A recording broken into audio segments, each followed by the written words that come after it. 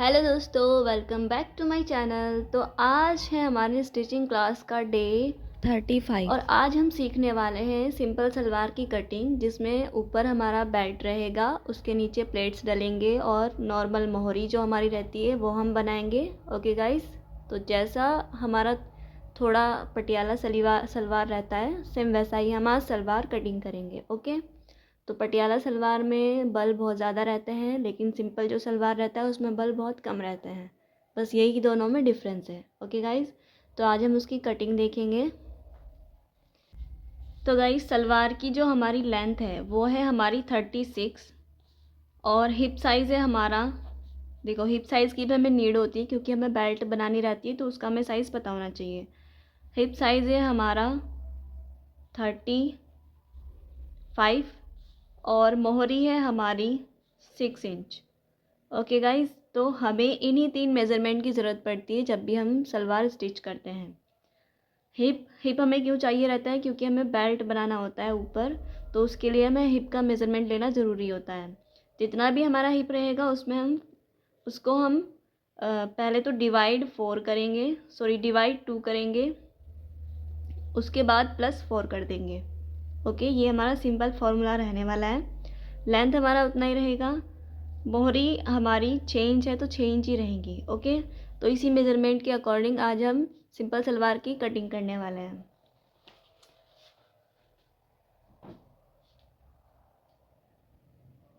तो सबसे पहले जो भी हमारी मोहरी है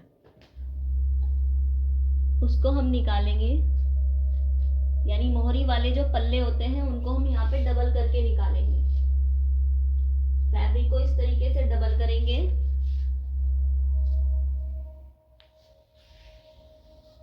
देखो, आपको यहाँ पे 2 फोल्ड करना है। अब जितनी भी हमारी मोहरी है उसका हमें डबल कर लेना है। तो टोटल हमारी मोहरी 6 इंच है, 6 इंच का हम डबल कर लेंगे तो हमें मिलेगा 12 इंच। तो 12 इंच में मैं यहाँ पे 1 इंच ऐड करूँगी एक्स्ट्रा, तो मुझे मिलेगा 13 इंच। तो आप 13 या 13.5 इंच भी ले सकते हैं यहाँ पे चौड़ाई में। तो मैं यहाँ पे लूँगी 13 पॉइंट नहीं, पूरा टोटल 13 इंच ही मैं यहाँ पे लूँगी, क्योंकि हमारा जो मोहरी है वो है 12 इंच का।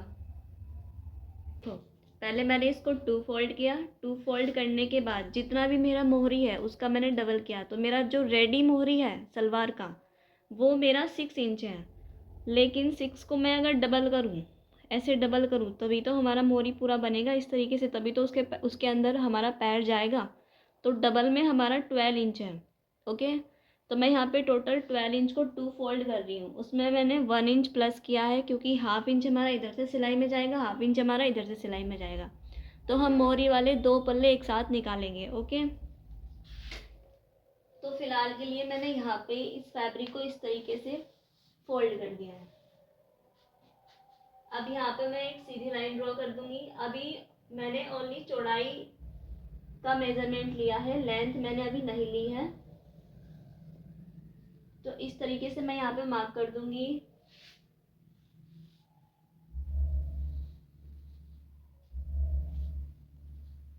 तो देखो, मैंने यहाँ पे मार्किंग कर दी है। अब जितना भी हमारा लेंथ है, हमारा सलवार का लेंथ है 36।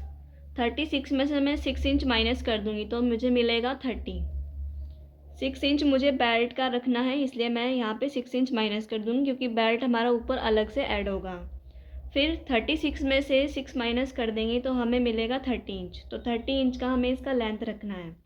30 इंच में मैं 1 इंच प्लस करूँगी, क्योंकि हाफ इंच मेरा ऊपर से सिलाई में जाएगा और हाफ इंच मेरा नीचे से सिलाई में जाएगा। तो रेडी मेरा 30 रहेगा, लेकिन मैं यहाँ पे 31 लूँगी, क्योंकि हाफ इंच हमारा सिलाई में जाने वाला है। तो यहाँ से यहाँ तक मैं मेज़र टेप को इस तरीके से रखूँगी। उसके बाद यहाँ पे मैं 31 पर इस तरीके से मार्क कर दूँगी। सेम इधर में भी मुझे 31 पर ही मार्क करना है। तो सबसे पहले हम मोहरी वाले पल्ले को निकालते हैं। तो मैंने यहाँ पे डबल पल्ले किए हुए हैं, दोनों एक साथ पल्ले हमारे निकल जाएंगे। मोहरी के जो पोंचे होते हैं, सबसे पहले हमने उनके लिए यहाँ पे फैब्रिक को इस तरीके से निकाल लिया है। अभी देखो ये मेरे 2 पल्ले हैं, ये नीचे का कपड़ा मेरे अभी किसी काम का नहीं है क्योंकि ये एक्स्ट्रा है। अब मुझे इसको यहाँ से कट कर देना है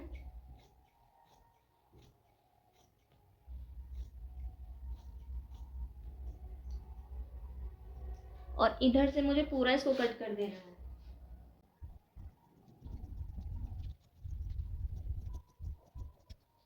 तो ये वाला कपड़ा हमारा एक्स्ट्रा है, इसको हम अलग रख देंगे।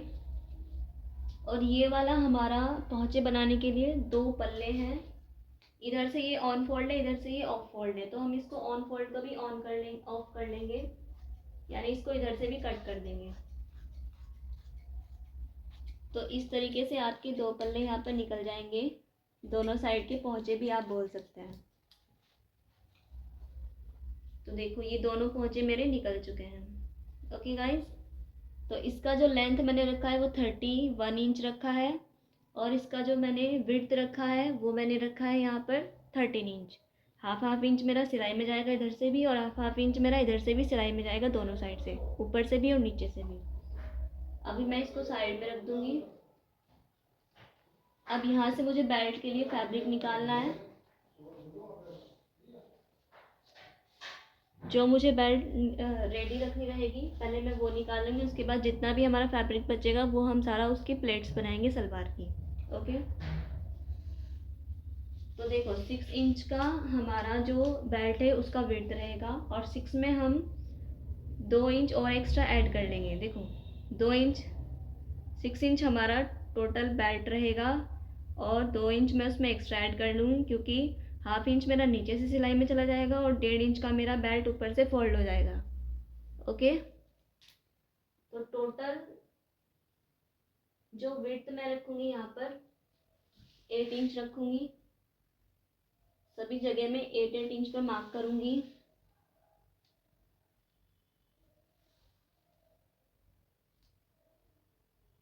यहाँ पे ये वाला फैब्रिक आपको सिंगल ही लेना है, डबल नहीं लेना है।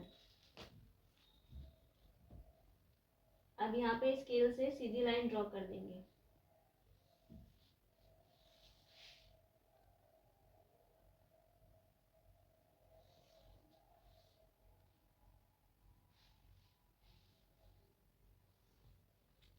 अभी हम इसको कट कर देंगे।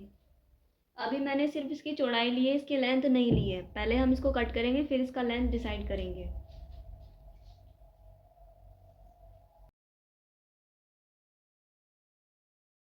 हमारा सिंगल फैब्रिक है, इस साइड से ये सीधा है लेकिन मैंने इसी साइड पे मार्क किया हुआ है, तो मैं इसको क्या करूँगी, वॉश करके तब मैं इसको स्टिच करूँगी। लेकिन आपको उल्टी तरफ ही मार्किंग करनी है, सीधी साइड मार्किंग नहीं करनी है। तो देखो अब मैंने यहाँ पे इसको फोल्ड किया है। अब मैं विड्थ तो मुझे मिल चुका है, अब मैं लेंथ को चेक करूँगी क्या मेरा लेंथ पूरा है या नहीं। देखो हमारा हिप साइज़ था 35 में हम 4 इंच प्लस करेंगे तो मुझे मिलेगा 39। 4 इंच हमें लूजिंग का प्लस करना रहता है बेल्ट के अंदर, तो मुझे मिलेगा 39 और 39 का मैं हाफ़ करूँगी तो मुझे मिलेगा 19.5 यानी 19.5 इंच मिलेगा। तो हाफ इंच मैं उसमें और एक्स्ट्रा ले लूँगी, तो मैं उसको 20 इंच ही रख लूँगी पूरा। तो यहाँ पर मैं देखो मुझे पूरा 20 इंच ही मिल रहा है और हाफ इंच मेरा स्टिचिंग में भी चला जाएगा। तो हाफ इंच जब मेरा स्टिचिंग में चला जाएगा तो मुझे यहाँ पे 19.5 इंच पूरा ही मिल जाएगा। तो मुझे इसमें ना तो कपड़ा ऐड करने की ज़रूरत है ना इसमें से कपड़ा माइनस करने की ज़रूरत है। क्लियर है आप लोगों को? अगर आपका बेल्ट है 36 इंच का तो आप उसमें 4 इंच लूजिंग ऐड कीजिए। अगर आपका बेल्ट है 40 इंच का तब भी आपको उसमें 4 इंच लूजिंग का ऐड करके फिर आपको लेंथ उसका रखना है बेल्ट का। ओके, और चौड़ाई आप अपने हिसाब से रख सकते हैं। आप 5 इंच का चौड़ाई रखना चाहते हैं बेल्ट का तो आपको सलवार की टोटल लेंथ में से 5 इंच माइनस करना पड़ेगा। आप 4 इंच का रखना चाहते हैं तो 4 इंच माइनस करना पड़ेगा सलवार की लेंथ से। अगर आप मेरी तरह 6 इंच का रखना चाहते हैं तो आपको 6 इंच माइनस करना पड़ेगा सलवार की लेंथ से। और जब आप बेल्ट को कटिंग करेंगे तब आपको उसमें 2 इंच ऐड करना है क्योंकि हाफ इंच हमारा नीचे से सिलाई में जाएगा और 1.5 इंच के करीब हमारा यहाँ पे इस तरीके से फोल्ड हो जाएगा। क्लियर है आपको?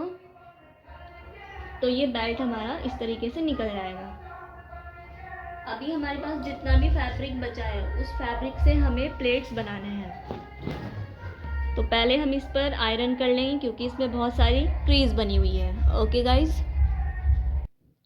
तो अभी हमने यहाँ पे फैब्रिक के ऊपर आयरन को लगा लिया है। अब जितना भी हमारा फैब्रिक बचा है हम उसके पूरे के ही इसमें बल को बनाएंगे, यानी जितना भी बचा है उस पूरे फैब्रिक का बल बनाएंगे। ओके, तो यहाँ पे जो हमारा फैब्रिक था वो 2.5 मीटर था, तो हम 2.5 मीटर पूरा ही यूज़ कर लेंगे। हमें इसे डबल फोल्ड करना है। अब हमें इसकी मार्किंग करनी स्टार्ट करनी है। तो यहाँ से मैं 31 इंच पर मार्क करूँगी, क्योंकि हमारे जो पहुँचे थे वो भी हमने 31 इंच पर ही मार्किंग की थी उनकी भी। अब यहाँ से मैं 2 इंच इसका वेट लूँगी, 2 इंच का मैं यहाँ पे निशान लगाऊँगी। फिर उसके बाद हमें जो हमारा आसन होता है जिसको हम क्रॉच पॉइंट बोलते हैं वो लेंगे। तो मैंने यहाँ पे क्रॉच पॉइंट लिया है 7.5 इंच, या आप 8 इंच भी ले सकते हैं, क्योंकि नीचे से 1 इंच या हाफ इंच के करीब हमारा सिलाई में भी चला जाता है। तो यहाँ पे मैंने 8 इंच रख लिया है। ओके फ्रेंड्स, तो देखो अभी हमारा ये इधर की साइड मार्किंग हो चुका है। अब हम उधर की साइड मार्किंग करेंगे। तो उधर की साइड मार्किंग करने के लिए सबसे पहले हम ऊपर का आसन का मार्क करेंगे 8 इंच। उसके बाद इसके नीचे से हमें जितनी भी हमारी लेंथ थी 31 इंच वो मार्क करेंगे, और उससे पहले हम यहाँ पे 2 इंच का चौड़ाई में मार्क कर देंगे। अब यहाँ से हमें 30 इंच को मार्क कर लेना है।